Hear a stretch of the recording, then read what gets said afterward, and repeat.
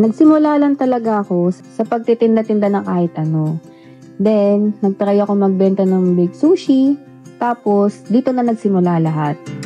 This year, unexpectedly, meron na kaming 2 branches. Consistency is key talaga. Dapat, kaya mong panindigan yung sinimulan mong negosyo. Pakinggan ang kwento ng aking negosyo dito sa Kitang Kita.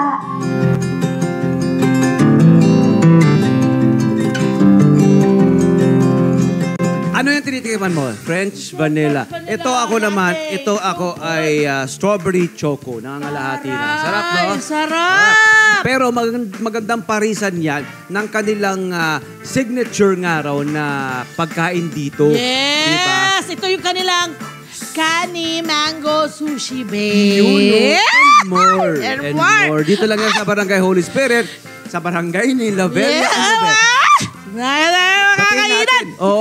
Batiin natin ang pasimuno nito, ang ating kabarangay na si Sarah Gianan. Hi, Sarah. Good morning. How are you, Sarah? Good morning. Sarah, ilang taon ka na? Sorry. Magta-31 Ang po. batang-bata, entrepreneur na. Oo. Parang pabata ngayon ng mga entrepreneur no? Kailan nag-start ang negosyo mo, Sarah? Bali, commissary house po kami noong 2022. Okay. And then after 2 years po, nag-decide po ako na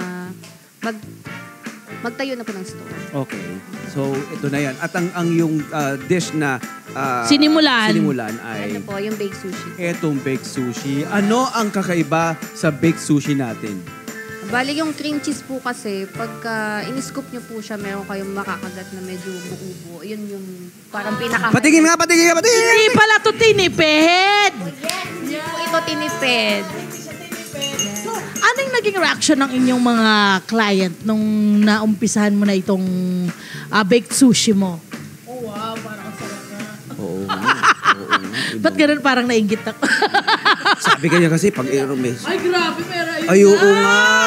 You know. cream Po cheese! siya ng pagka nikarap po sa nori. Oo Sa nori, nga. may nori tayo. Ayan, ito yung So, nori. ganyan. Okay, so itong yung negosyo, nagumpisa just a few years ago. Ito na talagang ang spot mo. Itong place agad ang oo. Bali, ano po, siguro leap of faith, blessing po talaga na nakita po namin po. Mm.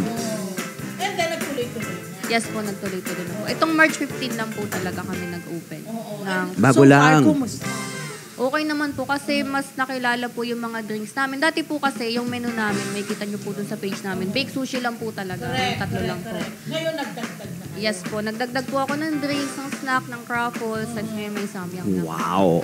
Kamusta ang mga challenges na kinaharap mo along the way sa negosyo? Di ba may challenges yan, di ba?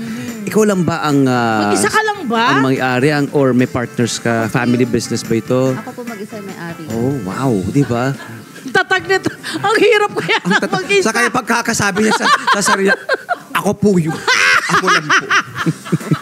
Ano ang challenge? Ang hirap kasi talaga mag-business, promise. Oo. Hindi talaga siya easy path. Kung gusto mo talaga, pag kayo pumasok sa business, kailangan talaga i-condition ninyo ang utak ninyo, ang inyong dibdib na kakayanin nyo. Ganun ang pera. Yes po. Tsaka dapat po talagang tiyaga ka ng tiyaga talaga. Yung talagang di mawawala sa akin. And si God talaga yung aking center of ano. And wala kang masyadong magastos din. Talagang pinaiikot mo yung kinikita mo. Opo. Okay. So pag-usapan natin itong mga pagkain na meron sila ito. Ang cute nung Croffles, diba? Croissant and waffles in one. Ito yun. Ayan, umpisa na sa Croffles yan. Ayan po yung aming biscuit and cream. And then yung isa naman po is matcha. Ito, matcha drink po. Tapos isang bisco alcapon. Ito naman po yung aming newly released po na naging, sabi ko nga limited kaso hinahanap ng tao. Everyday na po siya available. Kasi friend, totoong strawberry, ang fresh strawberry ang meron oh. Talaga naman, sa halagang 135 pesos lang yan ha. Talagang yung mga premium na mga ingredients ang hinahalo. Opo. Ang sarap nito. Ang sarap? Oh, wow! Grabe ang husay. So, ilang years na itong inyong, baked sushi? Bale, ma'am. Ikaw lang ba ang nakaisip nito? Kasi di ba yung iba, meron kang pinagbasehan. Pero ikaw lang yung Kasi talaga, ma'am, pandemic. Diyan naman po talaga putukan ng mga negosyo dati kasi mga bawal lumabas. Yun, medyo likot-likot utang. So yun, hilig namin po kumain. Nag-order kami nag-order kami somewhere online.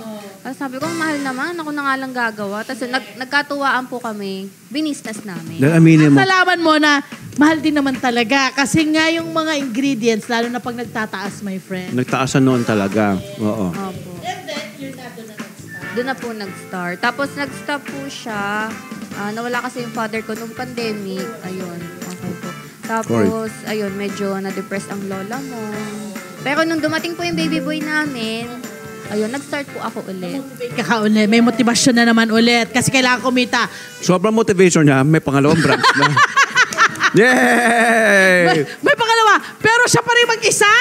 Yes, ako lang po talaga mag-isa. Pero katuwang ko po ngayon yung mister ko po. Opo. Saan yung second branch mo located? Sa Pateros po. Pwede. Marami may market doon. Ang market naman po namin doon is yung Makati, Taguig, Tama. BGC. Ayun Oo. naman po yung mga Office market people, namin. mga college Tulad people. na sinasabi ko, meron na kaming North, meron na kaming South. Okay. Gusto kong malaman from you, lalo na't mag-isa ka na nag-start ng business na to, ano yung nag-push sa'yo or ano yung trigger mo para mag-open ng second branch? Ano yung naging basehan mo? Parang maganda ng mag-open. Ano, sa kita ba? Sa paghanap ba? Meron ka ba mga taga-South na nagsasabi na, uy, maggawa ka. Ganun ba? Ano talaga, ma'am? Di ba nag-start po kami sa commissary sa Quezon City?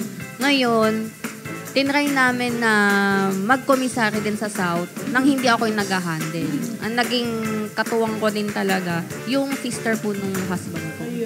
Opo. So, family business. Hindi naman po siya family business. Bale, tinulungan ko lang din po yung sister nung husband ko.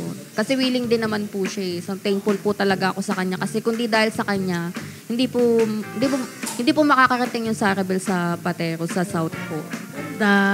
Anong mga ginagawa mong style ba sa pag-handle? Kasi isang ibang kwento ang isang store. Ngayon, dalawa. Paano natin... Ayun nga, parang pinahati sarili mo. Kung ikaw lang, siya lang, di ba? Hindi ko rin po. Ano talaga, ma'am? Talagang tiyagaan. Tapos puyat po talaga yun yung kalaban. Paano man may naalagaan sarili mo, bebe? Siyempre, alam mo na yan.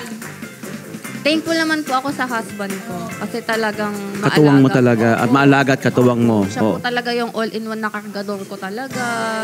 Sila Talagang lang, support ano? system po. Yes po. Ganda, Sila. friend. Kaya talaga, hindi pwede talaga mag-isa ka lang. Kasi talaga hindi mo kakayanin yung ganun agad-agad. Saka ang ganda ng location. No? Paano mo pinipili ang location? Naniniwala ka syempre na location is key, di ba? Importante location, di ba? So pag halimbawa, ikaw ay namimili, magtatayo ka ng isang branch, ano ang hinahanap mo sa isang location?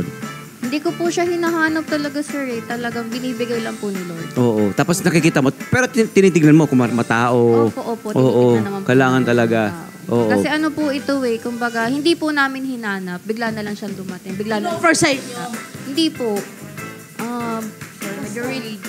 Oo, basta nakita nyo na parang pwede. Ayan.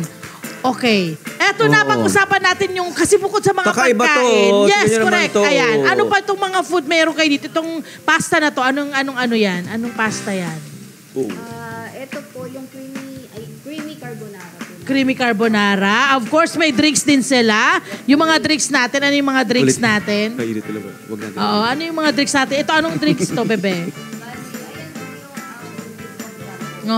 Tapos ito, yung nandito sa likod.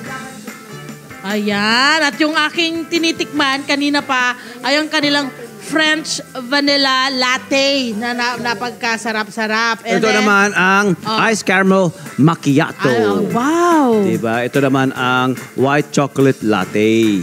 Masarap din yung kape nila, itong Biscoff. Oo, Biscoff coffee. Sarap. Okay, yung pricing nyo, kumusta? Ano ang range ng prices ninyo? Sa baked sushi, ma'am, naglalaro lang talaga ng 290. Hanggang. Ayun. And paano sila pwedeng mag-order sa inyo? Ayun, pwede po kayo mag-order through online Facebook and Food Panda. Okay. Ayan! Siyempre, lahat tayo may pangarap sa mga negosyo natin. Bukod sa ikalawang branch, ano ba yung nakikita mong magiging future ng business mo na ito? Sure, bali. Ang goal ko po kasi talaga, magkaroon pa ng maraming branch.